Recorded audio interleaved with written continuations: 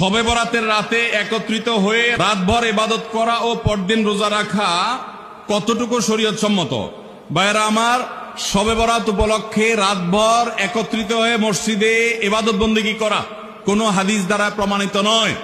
এবং দিনের বেলা যে রোজা, এই রোজা শবে বরাত উপলক্ষে না, এটা হলো শাবান উপলক্ষে রোজা। এই রোজা হলো আইয়াম বীজ উপলক্ষে রোজা। নবী করিম সাল্লাল্লাহু আলাইহি ওয়াসাল্লাম শাবান মাসে এমনি বেশি বেশি নফল রোজা রাখতেন, সেই হিসাবে আপনিও রাখবেন। আবার আইয়াম বীজ 13, 14, 15 রোজা রাখতেন, সেই হিসাবে রাখবেন।